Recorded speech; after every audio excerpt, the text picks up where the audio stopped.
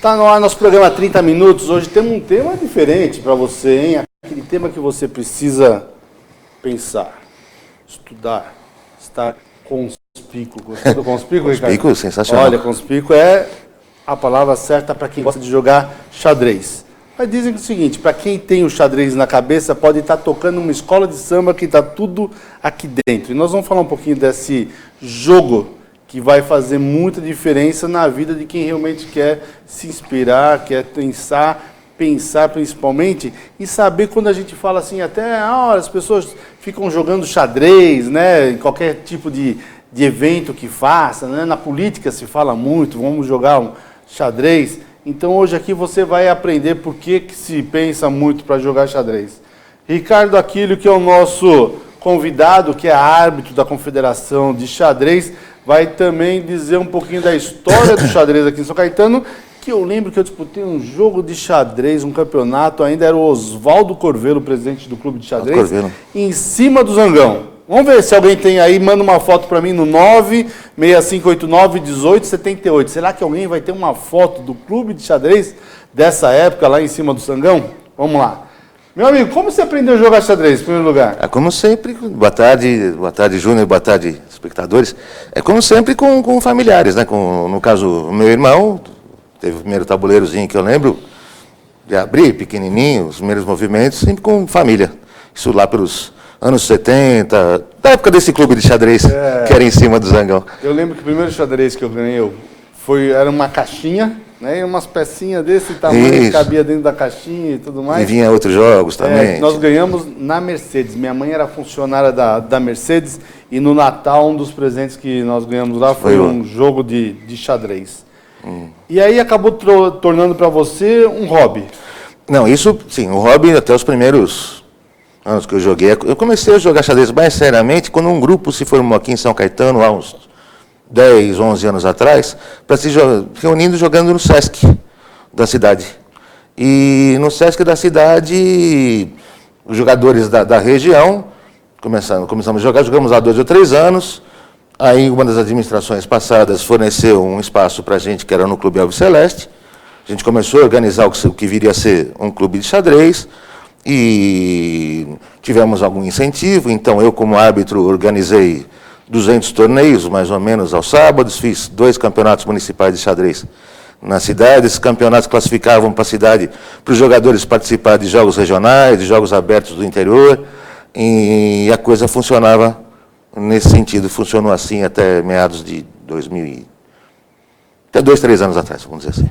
E eu lembro que o meu segundo jogo de xadrez foi por causa do Mequinho. Sim. O Mequinho, eu tinha uma fábrica de brinquedos aqui em São Caetano, que era Gulliver, que era aqui na Rua São Paulo, né? Depois foi lá para o bairro São José, bem pertinho da gente aqui, na esquina da Rua São Paulo, com a Roberto Simonsen. E o Mequinho começou a fazer jogos internacionais, o Mequinho começou a ir na televisão, lembro que ele foi na Globo e virou uma febre, como fosse o Guga hoje no tênis. Foi o Mequinho naquele momento. Né? O porquê? Nessa época, o Mequinho teve no auge dele, foi o maior jogador brasileiro ranqueado na FIDE, que é a Federação Internacional de Xadrez. Por quê? Porque naquela época teve um match mundial que parou o mundo, inclusive, que foi o Bob Fischer contra o Boris Spassky. O Bob Fischer era o campeão americano de xadrez e disputou a final do campeonato mundial com o Spassky, que era russo. E vivíamos naquela época o auge da Guerra Fria. E o americano chegar na final do campeonato mundial de xadrez do auge da Guerra Fria, isso parou os Estados Unidos, parou o mundo todo, se tiveram que jogar num outro continente. Foi jogado na Europa, o país agora me foge. O Bob Fischer ganha o campeonato mundial, o xadrez dá um boom mundial, e o Mequinho, nessa época, estava no auge dele, que chegou a ser o 4º melhor do mundo. Aí deu um boom, inclusive, no Brasil, foi até muito bom para o xadrez brasileiro. Depois do Mequinho, quem que nós tivemos aqui de mais importante? Hoje, bons jogadores, mas a situação do Brasil hoje é a seguinte: o melhor jogador brasileiro, o Rafael Leitão, campeão algumas vezes do Brasil, a posição dele ele gira em torno de 180 no ranking mundial. Então, hoje o Brasil não tem um jogador entre os 150 melhores do mundo. O Mequinho foi um caso isolado, temos grandes jogadores, temos grandes mestres, bem qualificados, mas o Brasil é o 35º no mundo hoje. em países, por ranking de grandes mestres, pontuação nos torneios. Quer dizer, não é uma colocação. Estamos atrás do Peru, por exemplo. Poxa. O que acontece? Acontece porque eu acho que é falta de incentivo na formação de jogadores, que é um problema que acontece muito em todas as cidades. As pessoas disputam, mas não existe assim um grande investimento, nem um pequeno investimento, para formar jogadores interessados. O xadrez não é utilizado como poderia ser, como ferramenta pedagógica, que é uma ferramenta pedagógica sensacional, porque ele ajuda em administração do tempo, em raciocínio, em memória, em estratégia, planejamento, porque você tem que ter um plano de jogo. É regra que as brancas sempre começam? Sim, é regra. Então quem joga com as brancas tem a possibilidade de ganhar o jogo. Não, existe uma pequena vantagem quando o nível é altíssimo. Porque se eu jogo primeiro e eu tiver uma estratégia de ganhar... Em nível altíssimo de grandes mestres internacionais, as brancas têm uma pontuação um pouquinho acima de vitórias por causa dessa vantagem. Mas que ele está começando. Sim, mas todas as... por exemplo, é que é tão absurdamente grande as possibilidades do xadrez, Walter, que os 10 primeiros lances, a possibilidade de jogadas é coisa da ordem de 10 elevado à 26ª potência. Vamos até brincar aqui. O Marcelo, que está aqui nos acompanhando hoje, o Marcelo Pirco aqui, perguntou agora há pouco se eu jogava xadrez. Eu lembro assim que tinha que fazer o pastorzinho. Isso. Tá vendo como lembra de alguma coisa, Marcelo? Olha o meu tempo aqui. Então era, a primeira jogada disse que era a mais rápida que tinha para se ganhar o jogo. É assim. É a mesma ainda ou não? Na verdade existe. O pastorzinho é um jeito de você ganhar o jogo com 3 lances. Existe um pior ainda, que chama mate do louco, que é possível você ganhar do adversário com 2 lances. Vamos fazer então os dois. Vamos fazer primeiro o pastorzinho para ver se eu lembro. O pastorzinho deve ter caído um pinhão aqui, mas não tem problema. Caiu uma peça por aqui. Não tem problema. Vê se não está dentro da mala aí. Vamos lá. Então as brancas saem, costuma-se jogar também a mesma coisa? O lance correto é esse mesmo. Se a intenção é dar o pastorzinho, na verdade o bispo sai atacando uma casa chamada F3, que é a casa de deficiência do rei. Para protegê-la? Isso. Como que eu protejo? Não, a jogada certa seria tirar. Você pode jogar várias coisas para não perder esse jogo. Você pode tirar essa peça, você pode fazer esse lance. Então, aí você faz um lance, vamos supor que eu faço um lance que é completamente desaconselhável, né? Que é jogar uma coisa desse tipo aqui numa situação dessa. A negra não percebe a enrascada que está se colocando, né? E joga outra coisa absurda. Um lance desse, por exemplo, não está defendendo coisa alguma. Você vem e come o peão. Dama come o peão. Cheque mate. Tá, então o jogo acabou em 3 lances, 4 lances para cada lado. Para cada lado. Vamos fazer o outro agora que eu não sei qual que é. Não, é o mate do louco, que é pior ainda, né? Mate do louco. Por isso que já leva até o nome de mate do louco, né? Sempre vamos fazer... O que acontece? A branca sempre joga lances absurdos. A negra, né? Sempre joga lances absurdos para perder assim. Então, vamos lá, saiu aqui. Normal de novo, eu joguei no outro. Joga normal de novo. E, não, tem que ser pior ainda. Tem que ser pior ainda? Tem que abrir o rei aqui. Tem que abrir o rei? É até difícil fazer. Então, a pessoa joga aqui. E aí, esse lance não está jogado ainda, né? Não. Então, jogou ali, o mate do louco. Aí o outro joga esse lance. Não, é a sua jogada. Você começou. São 2 lances. Eu joguei uma. São 2 lances no mate do louco. É tão difícil de caracterizar isso. Aí o outro joga, vamos supor... Não, é sua jogada. O mate no segundo nudo. Isso, minha jogada. Então, vamos lá. Você jogou o peão, eu joguei o peão. Jogou o peão. Você joga o outro. Não, é você que joga. Esse. Cheque. Mas cheque ficou fácil de proteger. Defender, né? Você começa a jogar, cercando sempre aquela casa. Sempre fechando essa casa, Walter. Os dois já lances. foi mais de 2 também. Os 2 lances, vamos lá. Os 2 lances. Então, o branca joga um lance dando a casa do mate. Tá? Deu a casa no mate. Então, a branca saiu alguma coisa parecida com isso aqui. Perdão. Abrindo a casa para a dama. Tá? Abriu a casa para a dama. Abriu a casa para a dama. Aí, vou abrir a casa para a dama de novo. A dama entrar aqui e dar o mate. Que lance eu faço?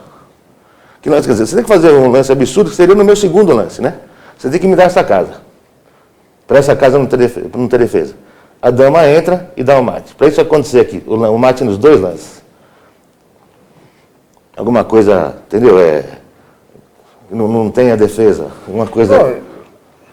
Isso. Está dado o mate. Porque a preta não jogou, né?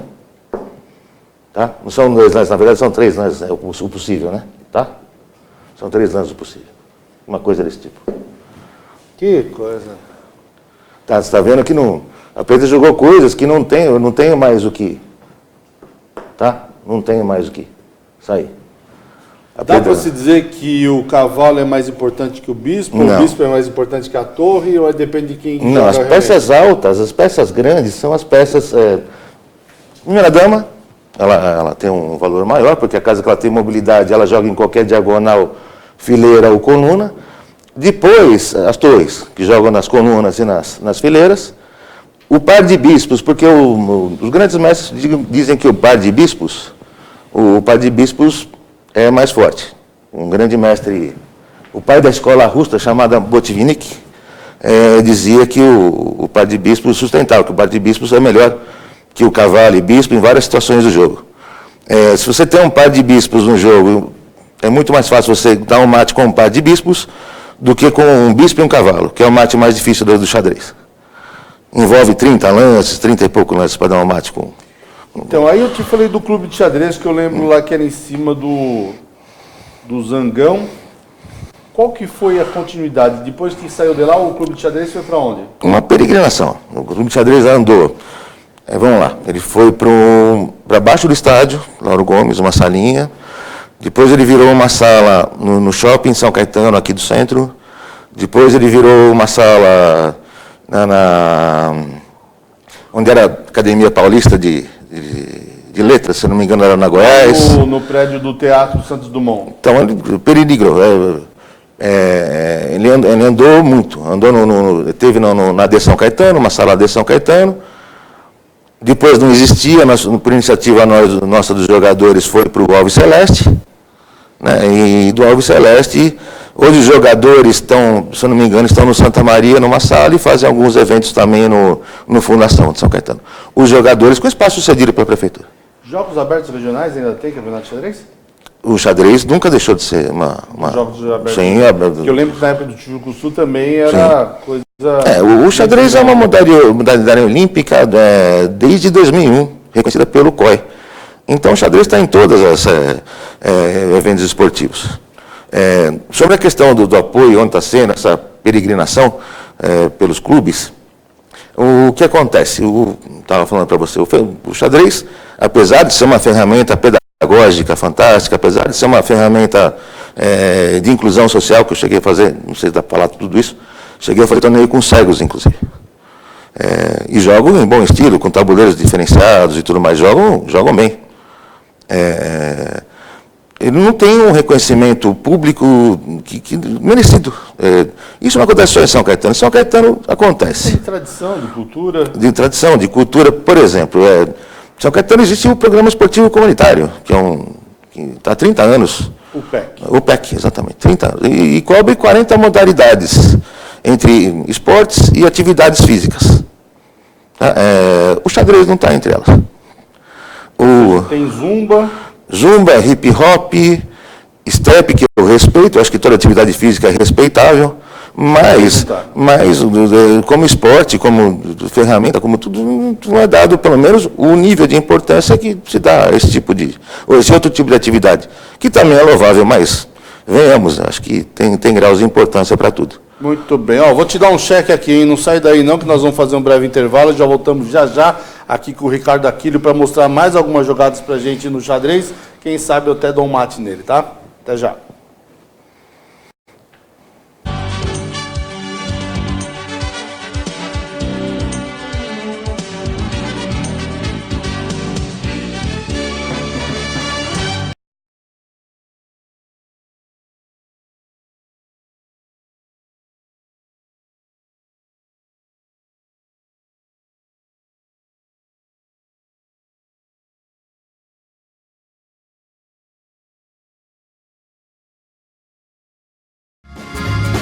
Viaje mais. Prepare-se para conhecer os mais belos lugares do planeta, de segunda a domingo em 2 horários, às 13h30 e à meia-noite, na rede NGT Canal 48 Digital e na TV Grande ABC Canal 3 NET. Agora você tem um encontro marcado com Walter Esteban no programa Viaje Mais.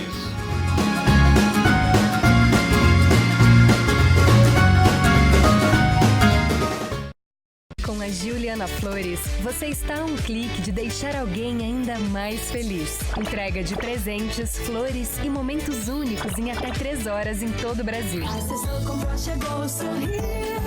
Juliana Flores. Sob nova direção e mantendo a comida caseira, sejam bem-vindos ao Restaurante da Praça. Ideal para as refeições rápidas, mantendo o tempero caseiro, com pratos variados e buffet de saladas. Segunda é dia de tutu de feijão, terça rabada com polenta, quarta tem feijoada, quinta variedades em massa, sexta peixe, em breve churrascos e lanches. E se preferir levar o marmitex, elas montam para você na hora. Rua Rio Grande do Sul, 283, centro de São Caetano do Sul. Venha conferir. Pior que não ler jornal é ler apenas um jornal. Leia. Assine e anuncie no Jornal ABC Repórter. 4224-4789. Se você é notícia, foi ou vai ser, ligue para a nossa redação ou mande um e-mail para redação@jornalabcreporter.com.br. ABC Repórter, o diário.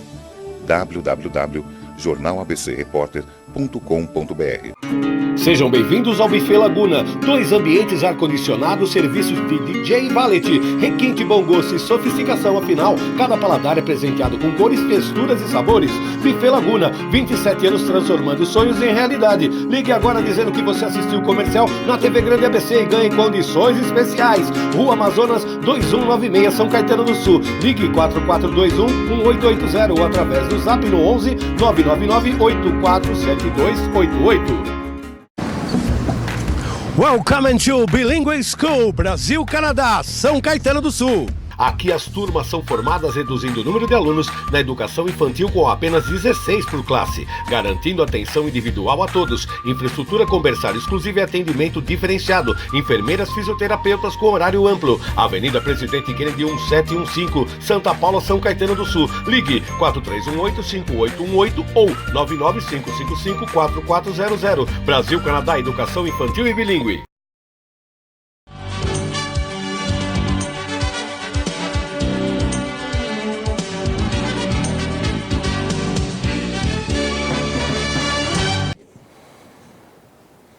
Se você gosta de pensar, então, nosso tema aqui de hoje, xadrez. Nós temos aqui o Ricardo Aquilio, que é árbitro da Confederação Brasileira de Xadrez, e veio mostrar para nós algumas jogadas e também da importância desse jogo, que é um jogo olímpico, mundial, e já teve muita importância, inclusive, para os brasileiros, e hoje deixamos isso de lado. Eu lembro que a gente fazia muito xadrez, principalmente por causa dos jogos escolares, né, da Olimpíada Colegial do Tijucuçu. Todo mundo queria participar, todo mundo queria um espaço, e o xadrez sempre também fazia parte dos pensadores da escola. Nós fizemos no primeiro bloco umas jogadas aqui especiais, inclusive o Pastorzinho, e ele também trouxe esse aparelhinho aqui, que as pessoas jogam, que tem que ser bem mais rápido. Relógio mesmo ou tem outro nome para jogar? Não, é o relógio de xadrez, esse no caso já é antiquado, porque hoje os relógios já são esse analógico, são digitais e com acréscimo de tempo para cada lance feito. Poxa. Então é a invenção do Bob Fischer também, que ele sofria muito com o tempo de relógio. Então esse tipo de relógio é o seguinte, você abre, são 3 tempos de jogo xadrez, que é o Blitz, que vai até 10 minutos de reflexão para cada jogador, o rápido, o xadrez rápido, que é de 10 minutos a 60 minutos para cada jogador, e a partir de 60 minutos para cada jogador de reflexão, o xadrez standard, chamado standard. Pensando na questão educacional, na questão pedagógica, vale lembrar que o xadrez faz desenvolver o pensamento, a lógica. Não seria muito bom para as escolas colocarem xadrez como arte educacional dentro do currículo? O xadrez é tido como arte, ciência e esporte. Como ciência, é comprovado, ele ajuda em crianças em desenvolvimento inclusive algumas com problema de déficit de atenção, com problemas porque ele ajuda na capacidade de concentração, ele ajuda na tática, administração do tempo, que é o que a gente estava falando agora, sobre o relógio, que você tem um tempo certo para fazer a sua partida, como você tem um tempo certo para fazer a sua prova. Então, a administração do tempo também faz parte desse conceito. Ou seja, é uma ferramenta pedagógica importante. Eu lembro até que o professor Daniel contou que uma vez as crianças que faziam música tinham notas maiores do que as crianças que não tinham. Sem dúvida. É a mesma lógica. É a mesma coisa. Você usa outro matemática, tipo de harmonia, questão de ritmo, questão de tempo, tudo isso faz desenvolver mais o cérebro da criança. Interessante você ter falado de matemática. Se você pegar o tabuleiro de xadrez, é um plano cartesiano, que ele é dividido em fileiras e colunas, que são 64 casas, e cada fileira tem 8 casas, e cada coluna também tem 8. E cada peça cada casa do xadrez tem Ou seja, eu sabendo já na cabeça quais são as casas, não precisa olhar nele, né? Sim, eu falo, mexe essa pedra, inclusive o campeão, o campeão mundial chega a jogar às cegas, vem dado contra 10 jogadores. Não vai mudar nada. Eles falam, eu estou dando o primeiro lance, que é o E4. Eu estou movendo o peão para a casa E4. E tem a resposta, você fala, não, E5. O que seria E4, E5? Até interessante mostrar. E4, eu não preciso falar peão. Então, E4, eu estou jogando essa casa. Você responde com E5. Aí o jogo normal, cavalo F3. Aí pode responder com cavalo F6. Um outro lance seria o bispo B5. Essa partida foi idealizada há 400 anos. Essa abertura espanhola chamada Rui Lopes. E me fala uma coisa, quem quer jogar xadrez hoje em São Caetano, qual a opção que tem? Então, vamos lá. O problema do financiamento, a questão do financiamento das coisas. Tínhamos esse espaço, onde tanto a arbitragem como a organização existia um apoio que não se tem mais, a partir dos últimos anos, não teve mais esse apoio. E os jogadores que se reúnem, inclusive jogadores da reunião, até como não é possível recriminá-los, o que eles fazem? Eles estão juntando os atletas da região, bons atletas, e para organizar torneios bem feitos, eles têm que arrecadar uma verba. E arrecadam de quem? De quem vai jogar. Isso em espaço público, e aí acaba limitando. Por quê? Para participar do campeonato de xadrez que vai ter no próximo dia 30, por exemplo, aqui, de partidas rápidas e de blitz, a pessoa tem que desembolsar, dependendo da situação, até R$60, mesmo sendo munícipe. E para participar também tem que ser jogador filiado, registrado na Confederação Brasileira de Xadrez. Então não tem ou seja, quem é iniciante poder participar. Chega lá semana que vem e não vai jogar. Primeiro porque quer dizer, financeiramente até poderia, se não se enquadrar nenhuma... Porque tem alguns descontos, o mestre paga metade... A Confederação Brasileira organiza esse tipo de coisa. E para eu registrar na Confederação... Isso, você tem que se registrar, tem que pagar uma taxa para a Confederação Brasileira. Ou seja, não é mais aberto nem quanto à inscrição, e nem por ser morador, por não ter esse incentivo. Se tivesse algum tipo de incentivo, não tem problema. A prefeitura abriria ou seria aberta, os custos seriam arcados com uma pequena verba que não é nada de outro mundo, mas seriam marcados, e aí a coisa poderia crescer. Isso poderia crescer não só como competidores, mas também criando-se um determinado local, uma escola que incentivasse a formação do atleta, a formação do jogador. Para que o jogador tivesse interesse em participar de eventos, de campeonatos, você cria atletas na cidade. Hoje, do pessoal que frequenta xadrez em São Caetano, eles chegaram a 80 pessoas no campeonato, que é um número expressivo, no último campeonato que fizeram. Eu conhecia boa parte dos jogadores ali, vi a lista pelo nome, 10% dos jogadores de São Caetano. Que cidades que incentivam hoje o xadrez? O incentivo, olha, Osasco, bastante, algumas cidades no interior também, mas esse incentivo vem caindo, não vem aumentando. Então, a coisa está se resumindo realmente a realmente abrir um espaço público para a prática. Só que transformar o xadrez como ferramenta pedagógica, ferramenta de inclusão de pessoas com deficiência em escolas, isso não existe.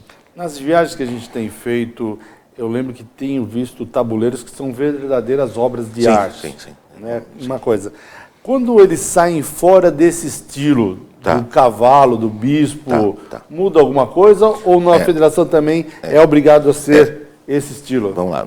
Para jogos oficiais, existe um modelo até na lei do xadrez da FIDE que tem que ser um modelo parecido, chamado Stoughton, que são peças mais ou menos desse tamanho, e a configuração tem que ser mais ou menos parecida com essa. Inclusive, isso aqui não é o modelo Stoughton, mas é o tamanho adequado, e o tabuleiro também, esse tamanho de tabuleiro seria adequado.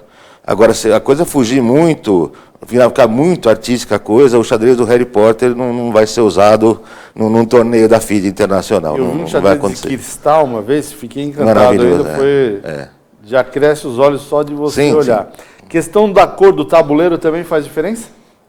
Faz, Branco e verde aqui, bege e verde. Normalmente é branco e preto. Olha, é o mais difícil de ser encontrado, porque geralmente são de madeira mesmo, e é o tom marrom e bege. Esses de napa tem várias cores, tem vermelho e branco. Tem que ser uma casa escura e uma casa mais clara para diferenciar bem a coisa. Não tem modelo. Não tem modelo, e não é obrigatoriamente branco e preto. Pode ser peças mais claras e peças mais escuras. E qual que é a sua ideia de futuro para o xadrez aqui da cidade? Então, eu pretendo, apresentei já algumas vezes para administrações anteriores e atual da cidade, o que montasse uma escola, uma academia, um projeto que eu tenho, para quê?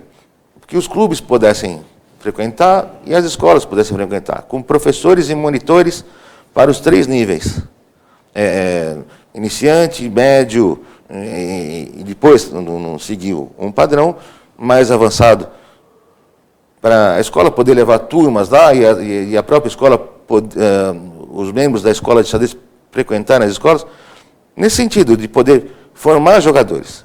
Ajudaria no esporte, ajudaria na escola e ajudaria na formação de atletas para o Brasil, que acho que seria para o Brasil e para a cidade, que é importante. Ou seja, ter um núcleo na cidade onde não só se pratica o xadrez como competição, como é realizado hoje e já há algum tempo, mas sim como para formar atletas. Então, qual que seria a sua ideia? Quem quiser aprender a jogar xadrez hoje, ou quiser disputar campeonatos, se quiser disputar campeonatos, tem que ir para a confederação.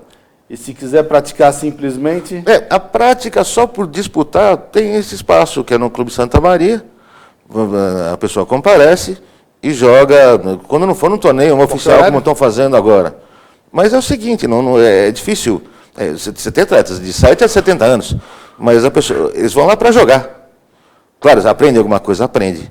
Mas a alternativa hoje são bons colégios, infelizmente colégios particulares, onde o xadrez faz parte da grade curricular, que alguns dos melhores colégios já têm isso, ou se não, contratar um professor de xadrez e aprender a jogar. Para encerrar rapidinho, você conhece algum caso já de tecnologia envolvida no jogo de xadrez, de fraude? De fraude, sim, é por isso que... Você como árbitro já presenciou? Não, eu como árbitro não, infelizmente não aconteceu comigo. Hoje, os melhores programas de xadrez cabem em qualquer celular. São avançadíssimos.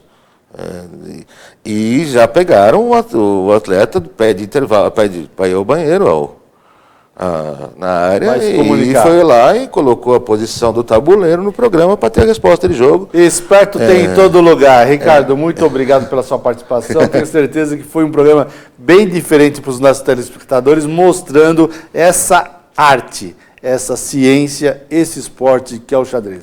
Obrigado. Obrigado, Juliano. Vamos acompanhar aqui. Fique conosco e sabe, né, que pior do que não ler jornal é ler apenas um jornal. Por isso, leia o jornal ABC Repórter. Até mais.